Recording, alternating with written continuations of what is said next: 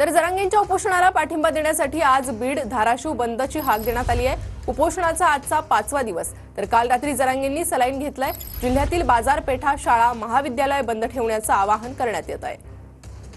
आणि ही 3 दृश्य आपण पाहतोय। उपोषणाचा आजचा 5वा दिवस आहे आणि काल जरांगे यांच्यावर उपचार करण्यात आलेले आहे। तब्येत खालावल्याने त्यांच्यावर उपचार झाले।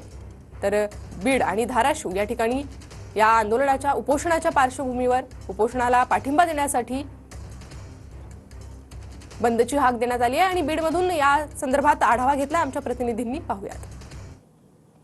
मराठा समाजाला ओबीसीतून आरक्षण मिळावं या मागणीसाठी पुन्हा एकदा मनोज जरांगे पाटील यांचं आमरण उपोषण सुरू आहे। आंतरवली सराटीमध्ये आमरण उपोषणाचा आजचा 5वा दिवस आहे आणि मनोज जरांगे पाटलांना समर्थन म्हणून आज बीड जिल्हा परिषदेची हाक देण्यात आली आहे। मी सध्या बीड शहरातल्या सुभाष रोड परिसरात आहे आणि सकाळपासूनच या परिसरामध्ये वर्दळ राहते। मात्र काल मराठा समन्वयकांनी बंदचं आवाहन केल्यानंतर सकाळपासून संपूर्णपणे बीड जिल्हा बंदचं आवाहन करण्यात आलेलं आहे। कुठल्याही आंदोलनाला गालबोट लागू नये असं देखील आवाहन त्यांनी केलेलं आहे। आणि कुठेतरी प्रशासन असेल, मराठा समन्वयक असतील, मराठा तरुण असतील यांनी सतर्क राहावं अशा पद्धतीने आवाहन या ठिकाणी केलेलं आहे। बीड जिल्हा दुसऱ्या पर्वामध्ये पहिल्यांदाच सकाळपासूनच बंद जे आहे यशस्वीपणे राबवताना आपल्याला पाहायला मिळते।